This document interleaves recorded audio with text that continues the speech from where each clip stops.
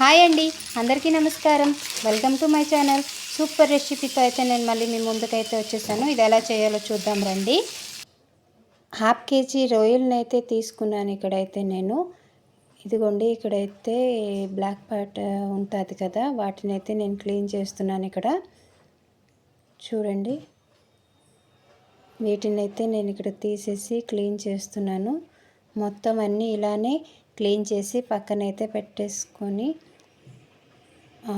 Salt ఇంకా పసుపు వేసి మంచిగా క్లీన్ చేసేసుకుంటున్నాను. ఇక్కడ రెండు వైపులా అయితే తీసేసి మంచిగా క్లీన్ అయితే చేసేసుకుంటున్నాను.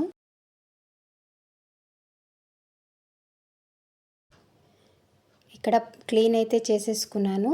చూడండి, మొత్తం అంతా తీసేసి క్లీన్ అయితే చేసేసాను. ఇప్పుడు కాస్త పసుపు, కొద్దిగా సాల్ట్ వేసేసి ఇవన్నీ మంచిగా కలుపుకుంటున్నాను. చూడండి, ఇక్కడ ఇలా మంచిగా కలిపేసి పక్కన అయితే పెట్టేసుకోవాలి. నాకు ఇక్కడ పసుపు అయితే కొద్దిగా తక్కువగా అనిపించేసి నేను మళ్ళీ కొద్దిగా పసుపు అయితే యాడ్ చేసి మంచిగా కలిపేసుకుంటున్నాను. ఇదిగోండి, పసుపు అయితే యాడ్ చేశాను. మంచిగా కలిపేసుకొని పక్కన అయితే పెట్టేసుకున్నాను. ఇప్పుడు మీడియం సైజున 2 ఆనియన్స్ అయితే సన్నగా కట్ చేసుకొని పక్కన అయితే పెట్టేసుకున్నాను. అల్లం తెల్లుల్లి పేస్ట్ కూడా రెడీ చేసి పక్కన పెట్టేసుకున్నాను. ఇప్పుడు స్టవ్ ఆన్ చేసేసి ఒక కడాయి అయితే పెట్టుకొని, కడాయి అయితే హీట్ చేసుకొని, కడాయి హీట్ అయ్యాక ఇక్కడ 2 టేబుల్ స్పూన్ ఆయిల్ అయితే వేసేసి, అయితే రొయ్యలు అనేది మంచిగా మ్యాగ్నేట్ చేసుకొని ఉంచాం కదా, వాటిని అయితే వేసేసి ఇక్కడ ఫ్రై చేసుకోవాలి. ఫ్రైకి ఎప్పుడైనా రొయ్యలు అనేది ముందుగానే ఉత్తి రొయ్యలు అనేది ఫ్రై చేసుకుంటే రొయ్యల్లోని ఎక్సెస్ వాటర్ అనేది వస్తుందన్నమాట. చూడండి, ఇక్కడైతే వాటర్ అనేది వస్తుంది. చూడండి, ఇప్పుడు ఫ్రైకి ఎప్పుడు ముందుగానే మనం ఫ్రై చేసుకొని ఇదిగోండి, చూడండి వాటర్ అనేది ఎంత వాటర్ అనేది వచ్చిందో, ఈ వాటర్ అనేది ఇంకిపోయిన వరకు మంచిగా ఫ్రై చేసేసుకోవాలి. చూడండి, 50% అయితే వాటర్ అనేది సింక్ అయిపోయింది.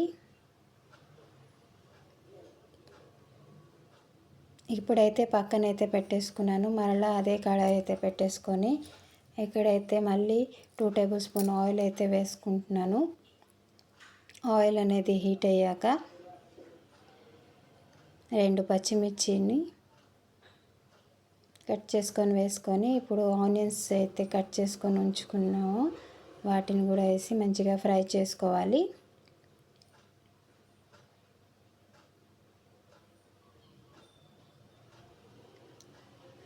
ఇక్కడ ఆనియన్స్ అనేది ఎక్కువగానే పడుతుందండి. ఆనియన్స్ కుక్ అవ్వడానికి ఇక్కడైతే సాల్ట్ అయితే యాడ్ చేశాను. నెక్స్ట్ అల్లం తెల్లుల్లి పేస్ట్ కూడా వేసేసాను. ఇందులో వేసి మంచిగా ఫ్రై చేసుకోవాలి. పచ్చి వాసన పోయేంత వరకు ఫ్రై చేసుకోవాలి.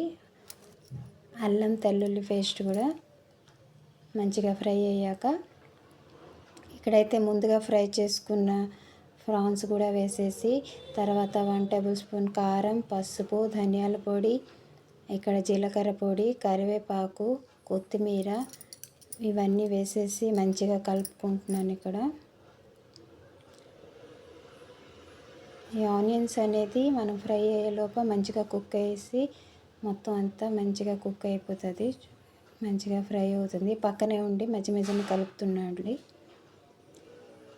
రొయ్యలు అనేది ముందుగా మనం ఫ్రై చేసాం కాబట్టి ఇక్కడైతే వాటర్ అనేది ఏమీ రాదు. అదే కనుక ఎప్పుడు రొయ్యలు యాడ్ చేస్తే ఇదంతా వాటర్ వేసి ఫ్రై అనేది మంచిగా కుదరదు. అందుకని ముందుగానే మనం రొయ్యలు అనేది ముందుగా ఫ్రై చేసుకోవాలి. సింపుల్ ప్రాసెస్లో అయితే నేను ఇక్కడైతే చూపించాను. మీకు కనుక ఈ వీడియో నచ్చినట్టయితే ప్లీజ్ సబ్స్క్రైబ్ అయితే చేసుకోండి, ఒక చిన్న లైక్ ఇవ్వండి. ఇప్పుడైతే చివరిగా కొత్తిమీర కూడా యాడ్ చేసేసి మళ్ళీ కలుపుకుంటున్నాను. ఇక్కడ ఆల్మోస్ట్ ఇక్కడైతే రెడీ అయిపోయిందనమాట. ఇప్పుడైతే ఒక ప్లేట్లో అయితే సర్వ్ చేసుకుంటే మన టేస్టీ రొయ్యల ఫ్రై అయితే ready. Thank you for watching. Bye bye.